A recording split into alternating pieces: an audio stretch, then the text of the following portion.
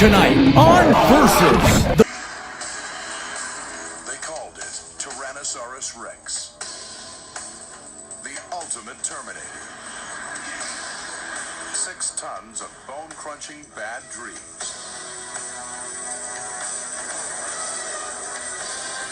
The undisputed king of the dinosaurs. There has never been a serious challenger to its crown. It's one of the most mysterious dinosaurs ever discovered. Head like a crocodile. Meter-long jaws. A spectacular sail. And an overall body larger than T-Rex. Who has the biggest, baddest, bone-crushing bite force? Will the T-Rex come out on top with its high IQ? Or will the heavyweight Spinosaurus win the fight with its size? Dr. Adam Britton, a reptile expert who works with saltwater crocs in northern Australia.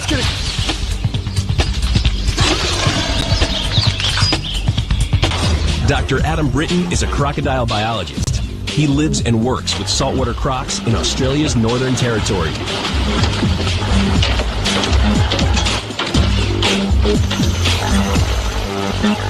I think I killed it. Croc researcher Adam Britton wondered how they could survive such a brutal ordeal. Crocodiles are very, very powerful animals. They fight all the time, very territorial animals, and we all know how efficient they are with their teeth. At the very least, it's going to get infected. Bacteria are going to get in there, the animal's just going to die from some kind of septicemia. With crocodiles, it just doesn't seem to happen very often. And so, you know, why? Why not? What is it about these animals that stops them from actually really suffering very badly from these kind of injuries?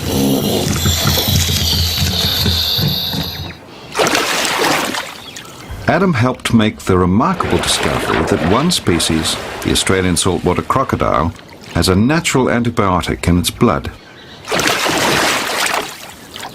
This powerful agent may protect the salties from infection. But do all crocodilians enjoy such protection? If so, it may offer another clue as to why crocodiles are such survivors.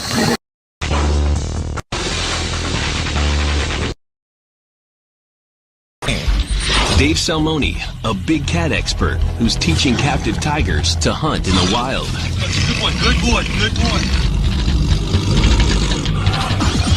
Dave Salmoni, zoologist, tiger wrangler, and moderator.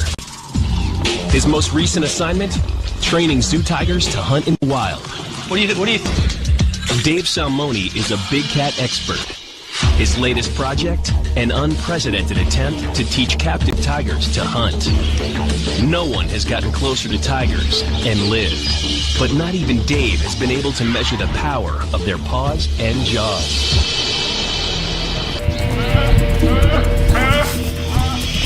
Instinctively, she goes for the throat, but she's not done yet.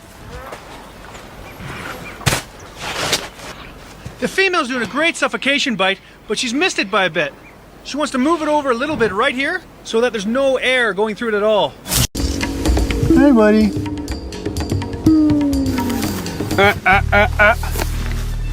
No, no. Backing away. Interesting. Backing away. Is he still coming? Okay, let's go, Greg. Backing away. Greg, I want you over here. Yeah, get Greg, over. Over here. Back up. That's the real deal, bucko. That's the real deal. He's running. Dave, get in here now. Get in here now.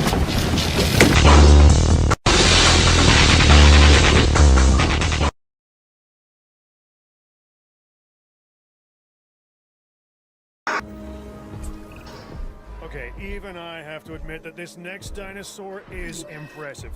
The Spinosaurus is perhaps the largest of carnivores.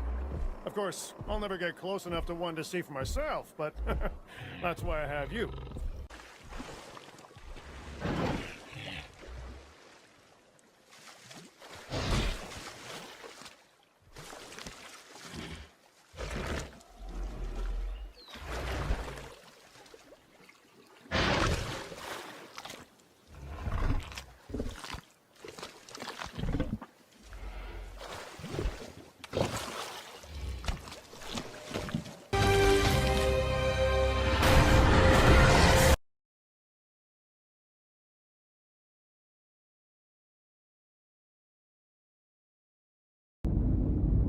Why?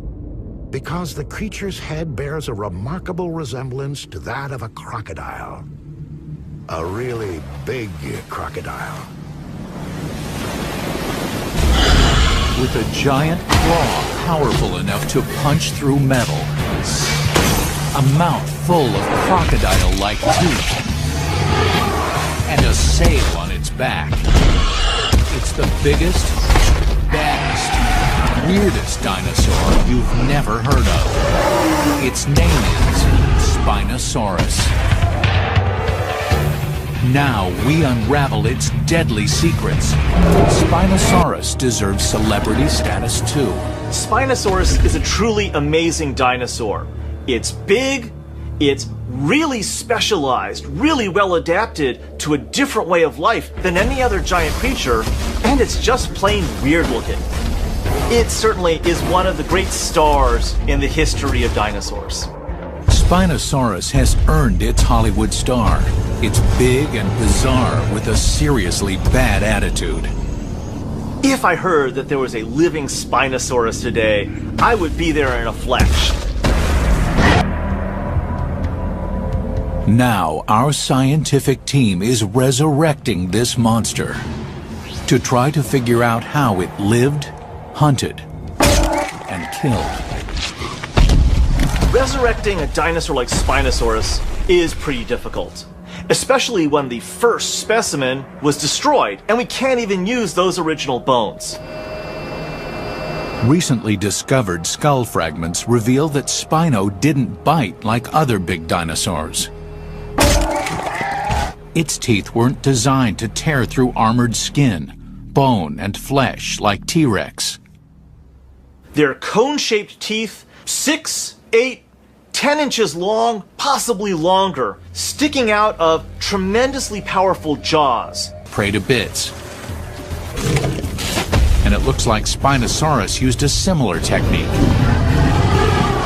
When Spinosaurus got its jaws onto its victim, it would pierce through the meat with those conical teeth.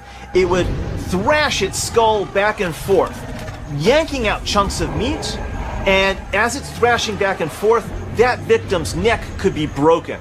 So between the meat being pulled out and the thrashing back and forth, that victim would not last very long.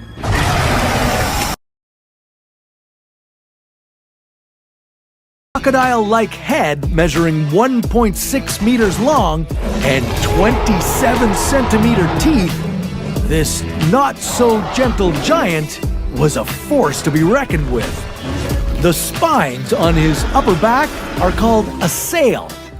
It used these 1.5 meter spines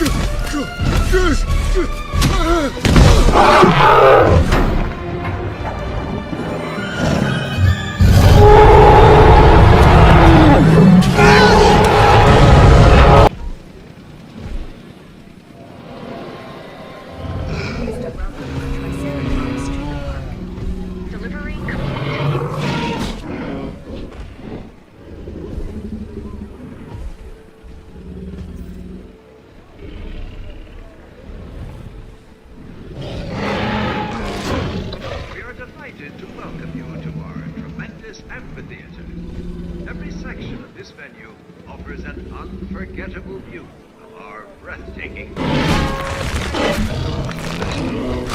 protrusive facial features. These adorable, the brow horns in particular, can inflict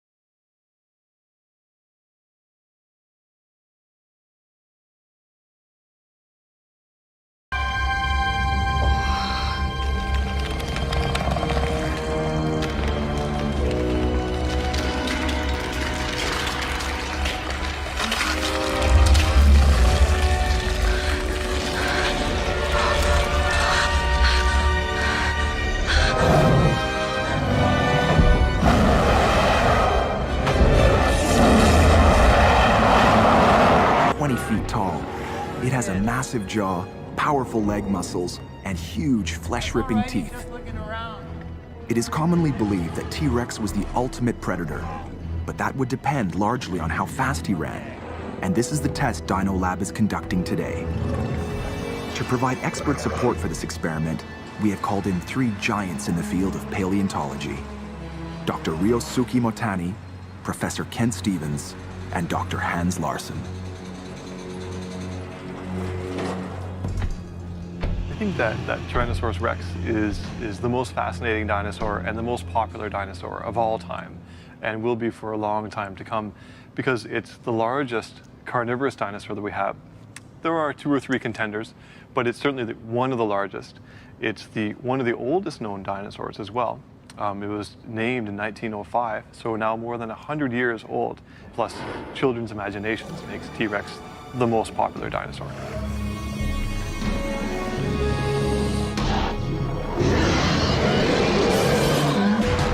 Knowing the top speed of T-Rex is important, because if it ran at only 10 to 15 miles per hour, about as fast as an elephant, there's no way it could have been the deadly hunter we imagine.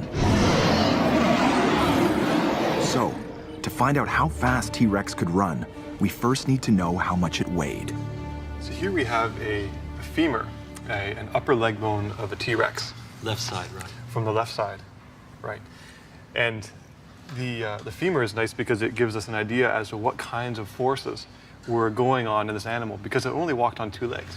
So at one point, 1 foot is off the ground, and the entire weight of the animal is sitting on this bone. Yes. Which is really a fantastic piece of information, because now we can look at bone circumference, like the whole diameter around here, which I can't even touch my fingers around to give you an idea how big this thing is. In fact, it's more than its weight. When it strikes the ground, there's even more force than its mass coming back on up. So every step this guy is taking, he's not only putting down all his weight on one leg, but the downward momentum of his weight on his leg. So there's really a lot of forces going on here. And we can get an idea for some of the forces just by looking at some of these muscle scars here. So here's a really rugose region where a really big muscle was inserting onto this bone. So coming up over the knee. Yeah, so then the size of this insertion and the kind of remodeling that the bone is doing around the muscle gives us an indication that there's lots of forces going on here. Yes. Judging by the thickness of the bones and the huge size of the skeleton, T-Rex should have weighed at least 6 or 7 tons. If that's the case, this heavyweight could not have been the speedy predator we've seen in so many movies. Instead of being the king of the prehistoric jungle, like the modern lion, it would have been a scavenger of dead carcasses, like a hyena. Dino Lab is going to examine this dinosaur in an entirely new way to find out once and for all how fast T-Rex could run.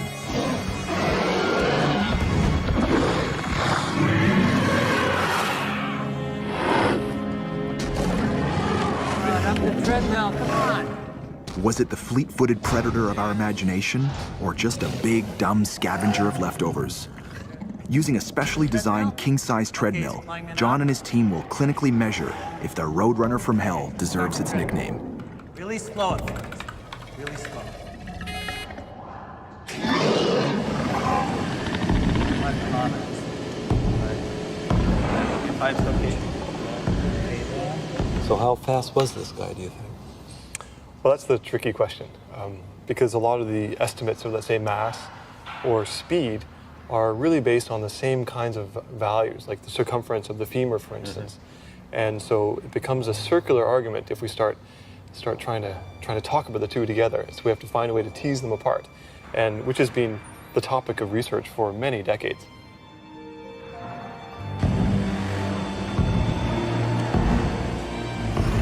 The biggest land animals today, the elephants, weigh up to 5 tons and also have huge leg muscles, but they can only reach speeds of 10 to 15 miles per hour.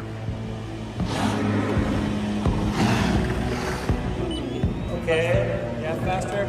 Some of the important reasons for wanting to know how fast, let's say, a Tyrannosaurus rex could run have implications far beyond just physiology. If we think of some modern reptiles today, they can really go at high speeds, but only for a very short, sustained period of time. If things like a Tyrannosaurus rex could run at high speed and at sustained rates. This gives us a window into how much food these kinds of animals would require. The difference is an order of magnitude.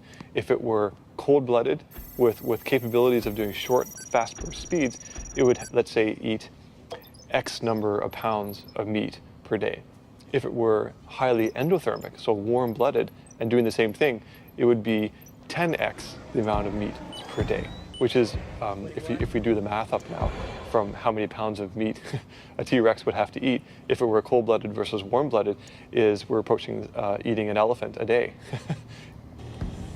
Okay. Yeah.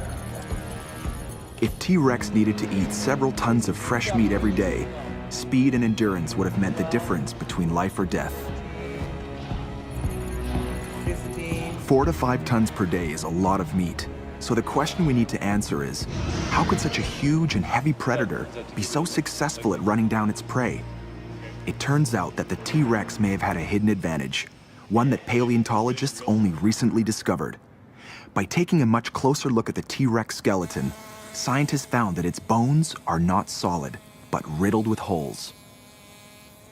This type of bone structure is common in birds, which need to be light to fly, but totally surprising in a gigantic predator that needs to be strong to fight. And it makes a huge difference to how experts calculate the weight of T-Rex. They used to grossly overestimate T-Rex, taking into consideration the fact that there was a lot of pneumaticity, a lot of hollow bones in the anterior skeleton, maybe not in the tail. Do you think those are still overestimates? A lot of the estimates that we do for things like T-Rex are based on solid bones. Certainly you're right in taking out some of that mass by saying that there's air inside them. Right. I think that we could even go further and maybe take off 40% approximately in terms of total mass, not because of just air filling in many of the bones of the body, but also air fills in a lot of the body cavity. So then if we drop down into the 3-ton range or so for a full adult T-Rex, what do you think the speed would have been? If we were to drop the mass down to something more realistic, realistic along the theropod to bird evolution side, that we can probably, with confidence, say that they could run upwards of 25 miles per hour, no problem, and maybe even more.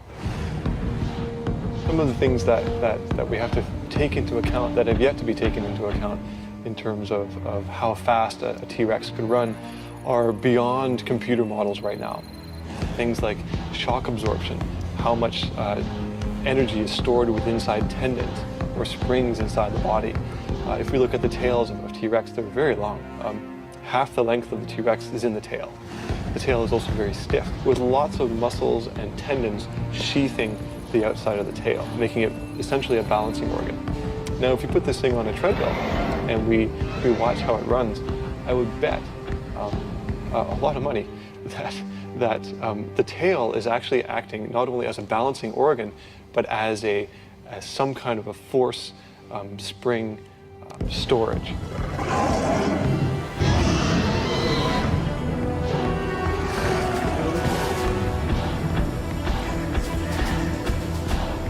Very few other dinosaurs could have outrun T-Rex at this speed.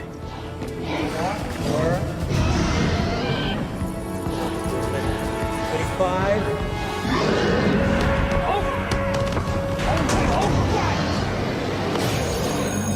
Watch out! Getting up!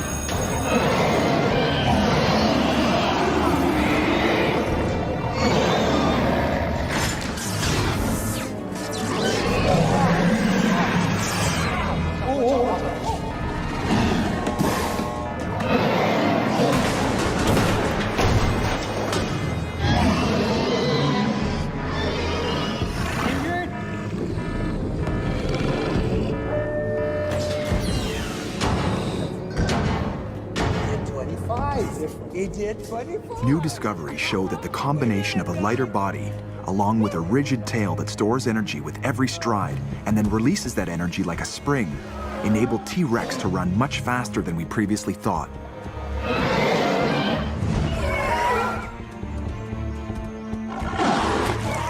If T-Rex could run fast enough to catch any other dinosaur that had the misfortune to cross his path, What defensive mechanisms and survival strategies did other dinos use to protect themselves from those flesh-ripping teeth?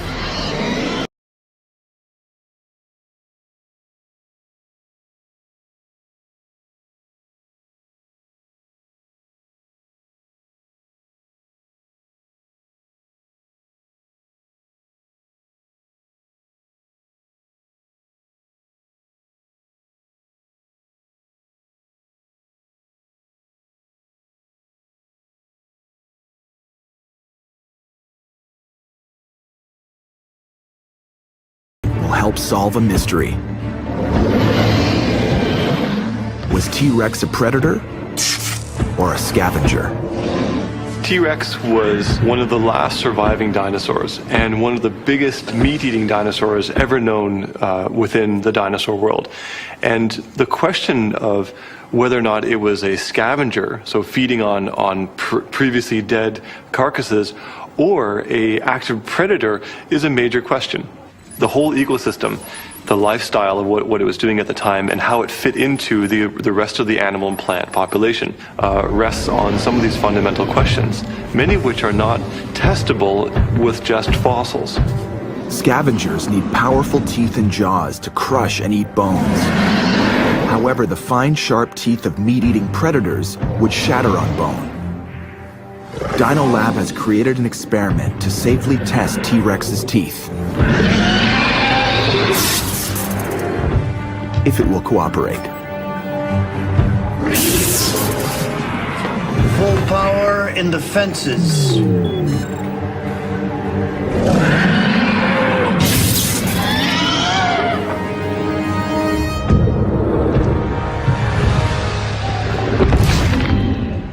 High voltage shocks are designed to stop aggression, like a stun gun. Are we getting all his vitals? But there can be lethal side effects.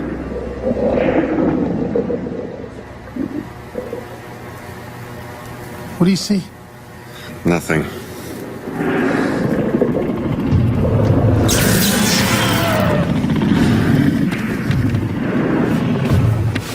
Are you okay? Yeah, it's fine. Don't worry about it. T-Rex is back in action.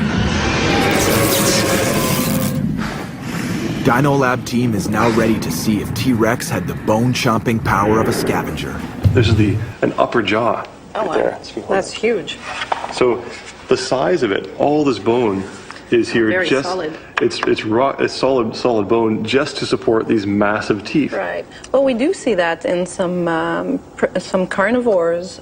The pressure sensor is carefully calibrated by scientists while the animal handlers prepare the bait. Hook up the sensor. The sensor, now wrapped in meat, will measure the maximum jaw force T-Rex could generate with its crushing teeth, massive jaw, and powerful musculature. Lower away. We can look at bite force by looking at its biomechanics of the entire skull.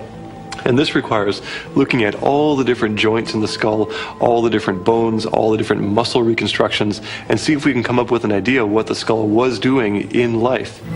See how hard this guy can bite.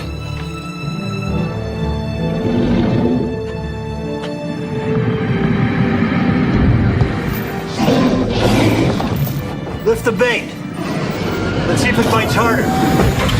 The sensor is not reading the power range required for a scavenger.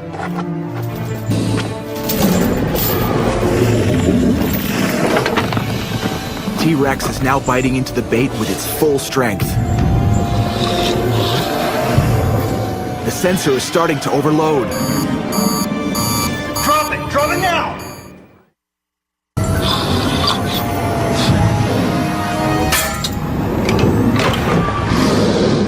T-Rex has proved it has the muscle power and bite required for scavenging on massive bones. These guys would have no problem picking up and even giving it a small toss in the air.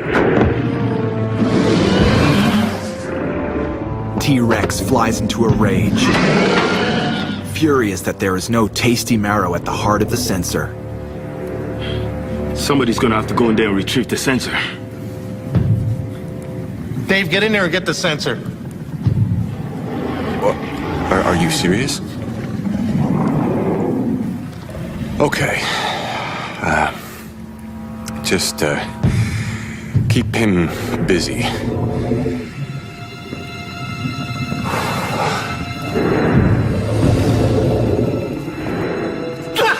Dave's colleagues have been testing his courage. Now they know he can be trusted in the face of any danger. Okay, folks, let's clean up this mess and we'll set up for the sauropod experiments.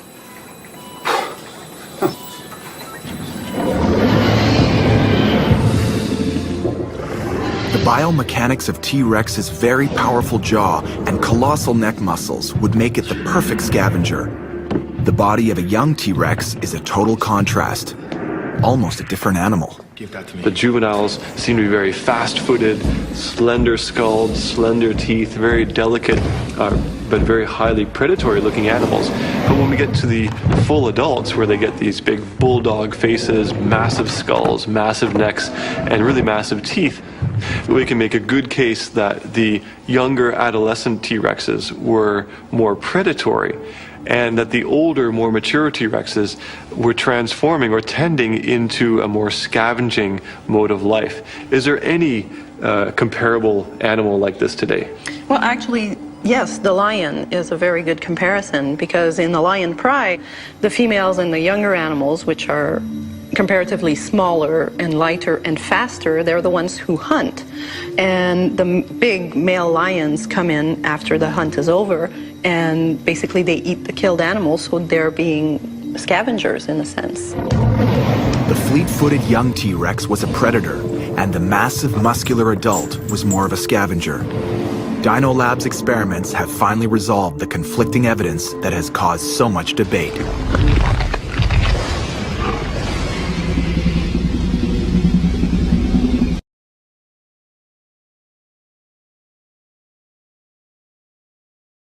Lions have a bite force of about 4,500 kilopascals, but that's nothing compared to a tiger's bite force of 7,240 kilopascals.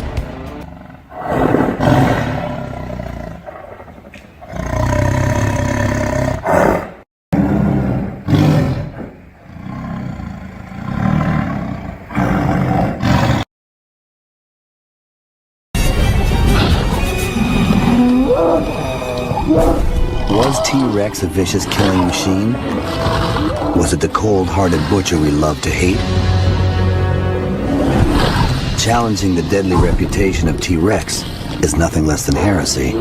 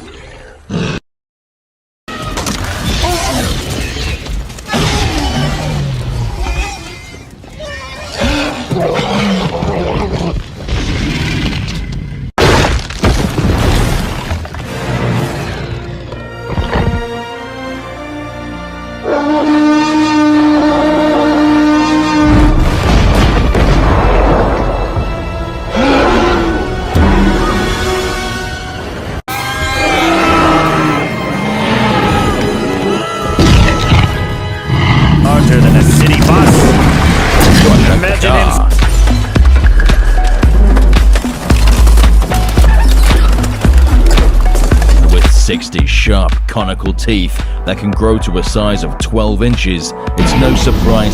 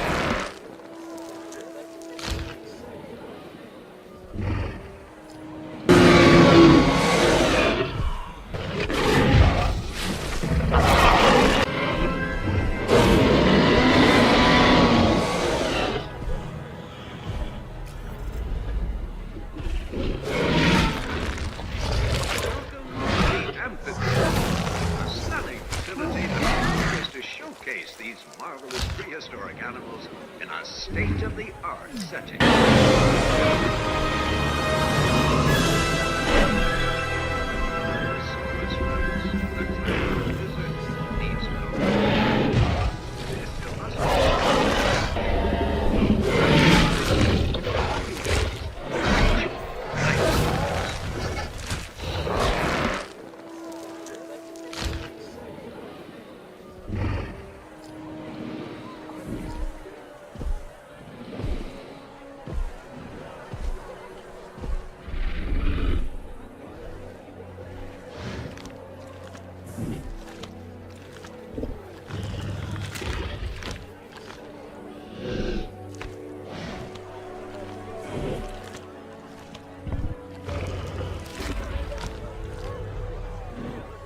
Delighted to welcome you to our tremendous amphitheater.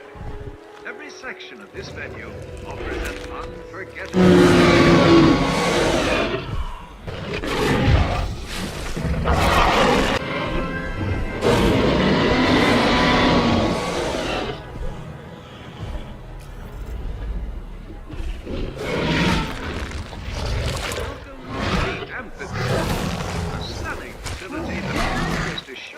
these marvelous prehistoric animals in a state-of-the-art setting.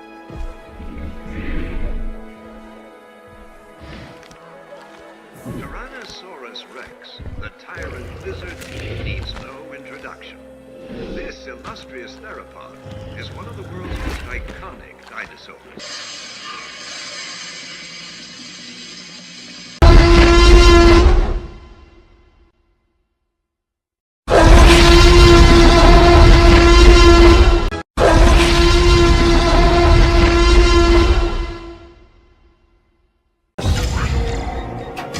And if we're not careful, they're going to be here after.